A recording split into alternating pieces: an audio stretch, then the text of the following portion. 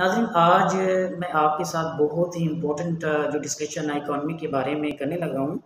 क्योंकि अगर हमारी इकॉनमी बेहतर होगी, हमारे रिज़र्व्स बेहतर होंगी, हमारा डॉलर का एक्सचेंज रेट बेहतर होगा, यहाँ पे प्रॉस्पेरिटी आएगी, लोगों का इनकम लेवल बढ़ेगा, उनकी जो बेसिक नीड्स हैं वो पूरी होंगी, उनका लिविंग स्टैंडर्ड भी बढ़ेगा।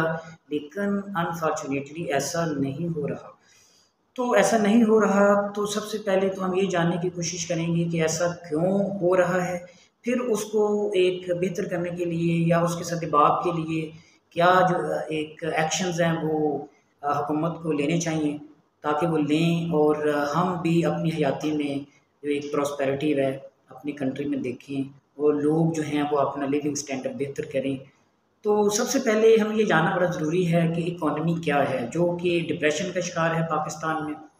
नाज़रीन, ना किसी भी कंट्री में, किसी मखसूस जगह में या किसी मखसूस इलाके में, एक ख़ास वक़्त में जितनी भी इकॉनमिक एक्टिविटीज़ परफ़ॉर्म होती हैं, उनको सम अप कर लिया जाए तो ये उस इलाके की या उस कंट्री की इकॉनमी कंसिडर की जाती है। अब इकोनॉमिक एक्टिविटीज़ में प्रोडक्शन है होती है, सेल्स वगैरह होती हैं, इसके अलावा बाइंग होती है, व्हाट्सएवर जो कैश के साथ जिन ट्रांजैक्शंस को मुहैया किया जाता है, जिसमें लेन-देन होता है कैश के साथ, उन तमाम ट्रांजैक्शंस को ऐड कर लिया जाए तो that will be the economy of a particular country या एरिया। अब हम ये देखते हैं कि ये जो इकोनॉमी है, ये बेस्ड किस-किस सेक्टर पे करती है। फिर उन सेक्टर्स को देखते हैं कि उनका क्या रोल है और उनकी क्या प्रॉब्लम्स हैं, ताकि उनको हल किया जाए और हमारी जो इकॉनमी है वो बेहतर हो। तो इस हवाले से नाज़रीन, मैं आपको ये बताता चलूँ कि पाकिस्तान की जो इकॉनमी है वो इंडस्ट्रियल सेक्टर पे डिपेंड करती है, एग्रीकल्चर सेक्टर पे बेस्ड करती है, सर्विसेज सेक्टर पे बेस्ड करती है, माइनिंग सेक्टर पे बेस्ड करती है। तो ये ओवरऑल ये कुछ सेक्टर्स हैं जिस पे किसी भी कंट्री की जो इकॉनमी है वो बेस्ड करती है।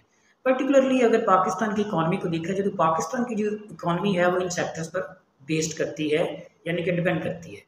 अब सबसे पहले हम ये देखते हैं कि हमारी इकॉनमी जो है वो बेहतर क्यों नहीं है। उसमें ये देखते हैं कि एग्रीकल्चर जो सेक्टर है, जिसे पाकिस्तान में बैकबोन कंसिडर किया जाता है इकॉनमी की, उसकी क्या सूरत हाल है। तो अगर मैं इसकी सूरत हाल के बारे में आपको बताऊं तो पाकिस्तान एग्रेरियन कंट्री है और एग्रीकल्चर जो सेक्टर है ये 20% जीडीपी में कंट्रीब्यूट करता है, यानी कि 100 रुपये में इस 20 जो रुपीज़ है वो ये सेक्टर देता है, जो कि बहुत कम है।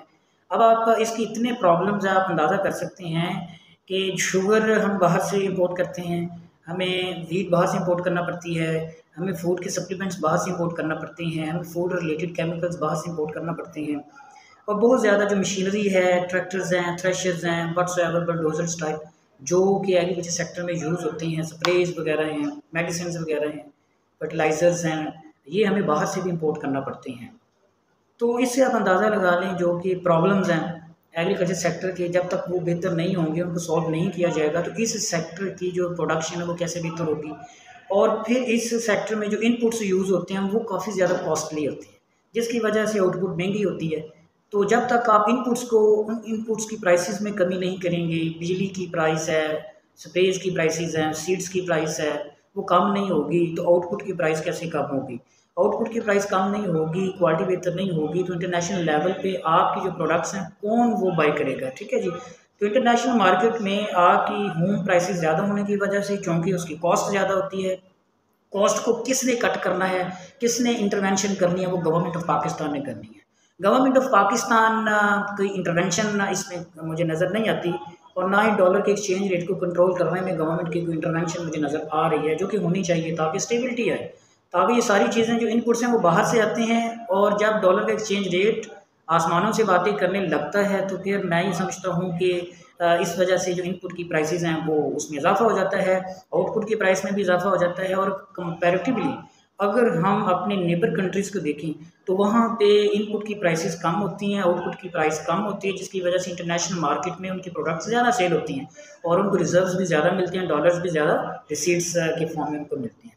सेकंड जो सेक्टर है वो है इंडस्ट्रियल सेक्टर। तकरीबन ये भी कोई 21 जो एक रुपीज़ है, 21% जो इसका भी कंट्रीब्यूशन होता है जीडीपी में, यानी कि 100 में से जो 21 जो रुपीज़ है ये सेक्टर भी जीडीपी में हमें वो देता है। इस सेक्टर की भी काफ़ी ज़्यादा प्रॉब्लम्स हैं, मशीन्स बाहर से आती हैं, केमिकल्स बाहर से आते हैं, इक्विपमेंट बाहर से आते हैं, आलात बाहर से आते हैं और वो चीज़ें यहाँ पे प्रोड्यूस होनी चाहिए।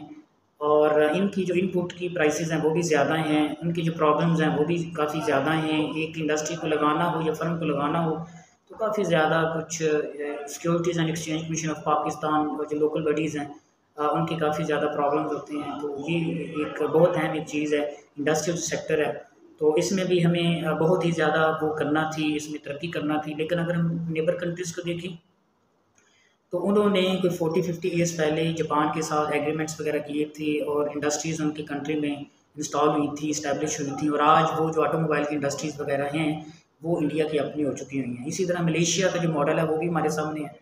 तो इस वजह से वहाँ पे जो चीज़ें हैं, सस्ती कारें आपको मुयस्सर हैं, सस्ती चीज़ें आपको वहाँ पे मुयस्सर हैं, लेकिन कंपैरेटिवली हमारे यहाँ ऑटोमोबाइल की जो प्राइसेस हैं वो ज़्यादा हैं, इस वजह से क्योंकि हमारी अपनी कोई प्रोडक्शन नहीं है। तो एक चीज़ आपको नज़र आ रही है। दूसरा सर्विसेज सेक्टर है, ये बेहतर जा रहा है हमारा, तकरीबन 60% जीडीपी में इसका कंट्रीब्यूशन है। तो ये ओवरऑल एक सूरत हाल है हमारी इकॉनमी के हवाले से, जो कि डे बाई डे हमारी जो इकॉनमी है वो डिप्रेशन का शिकार हो रही है। इसमें इस्तेहसाल आ रहा है और इसमें मंदा आ रहा है, सख्त बाज़ारी आ रही है, लोगों की इनकम का लेवल कम हो रहा है, लोगों की जो एक बाइंग कैपेबिलिटी है वो कम हो रही है, जबकि प्राइसेस का लेवल बढ़ रहा है। इसकी जो मेन वजूहात हैं वो मैंने आपके साथ शेयर की हैं, क्योंकि ये जो चारों जो सेक्टर्स मैंने आपके साथ शेयर किए हैं, डिस्कस किए हैं, इनमें जो चीज़ें यूज़ होती हैं चीज़ों को प्रोड्यूस करने के लिए, उनकी जो आउटपुट की उनकी जो इनपुट की प्राइसेस हैं वो ज़्यादा हैं। तो गवर्नमेंट को इंटरवेंशन करनी चाहिए, गवर्नमेंट को अपना रोल अदा करना चाहिए, जो उसकी प्राइस कंट्रोल करने की वो एक मैकेनिज़्म है उसको बेहतर करने की ज़रूरत है। और सबसे ज़्यादा जो तवज्जो देने की ज़रूरत है वो ये है कि इनपुट के प्राइसेस में कमी करें, ठीक है जी, ताकि जो इन्फ्लेशन है वो कम से कम हो। तो नाज़रीन, आपको पता चला कि इन्फ्लेशन किस वजह से आता है और उसकी वजूहात क्या हैं। अब हुकूमत क्या कर सकती है? हुकूमत ये कर सकती है कि हुकूमत कम से कम जो इलेक्ट्रिसिटी की प्राइस है, बिजली के जो बिल्स वगैरह हैं, जो कॉस्ट है उसमें कमी करे। इसके अलावा जो टैक्सेस इम्पोज़ किए जाते हैं इंडस्ट्रियल सेक्टर को या मैन्युफैक्चरिंग पर, उनको कम से कम किया जाए। एक्सपोर्ट पे जो ड्यूटीज़ हैं वो कम से कम की जाएँ, ताकि आउटपुट जो फाइनल प्राइस जो आउटपुट की है वो कम से कम हो और इंटरनेशनल मार्केट में वो ज़्यादा से ज़्यादा सेल हो। और जब एक्सपोर्ट ज़्यादा होगी तो नाज़रीन आपको डॉलर्स भी ज़्यादा मिलेंगे, ठीक है। डॉलर मिलने के जो एक मेजर सोर्सेज हैं वो दो ही हैं, या तो आपके एक्सपोर्ट बढ़े या आपके जो पाकिस्तानी 7 या 8 मिलियन जो बाहर काम कर रहे हैं वो आपको ज़्यादा से ज़्यादा डॉलर्स भेजें, फ़ॉरेन जो रेमिटेंसीज है वो भेजें। तो ये 2 मेजर जो सोर्सेज हैं डॉलर के रिज़र्व्स के, वो ये हैं। उसके बाद हमारी जो इम्पोर्ट है वो ज़्यादा है, रेमिटेंसीज को भी मिला लें और जो हम एक्सपोर्ट करते हैं, जो हमें रिसीट्स मिलते हैं डॉलर्स की फॉर्म में, उसको भी मिला लें, तो फिर भी हमारे जो इम्पोर्ट है वो इनको खा जाती है, क्योंकि इम्पोर्ट ज़्यादा है। क्योंकि हमने इम्पोर्टेड जो प्रोडक्ट्स हैं उनकी इम्पोर्ट सब्सटीट्यूट्स अपनी कंट्री में बनाने के ऊपर कभी सोचा ही नहीं है। और मैंने 2 एग्ज़ाम्पल्स आपके साथ शेयर की हैं, एक मलेशिया की और एक इंडिया की। तो इनकी जो एग्ज़ाम्पल्स हैं वो आपके सामने हैं। तो हुकूमत पाकिस्तान को चाहिए कि वो इन 2 मॉडल्स को अंडरस्टैंड करे, देखे, ताकि इस हवाले से इसको वो बेहतर कर सकें।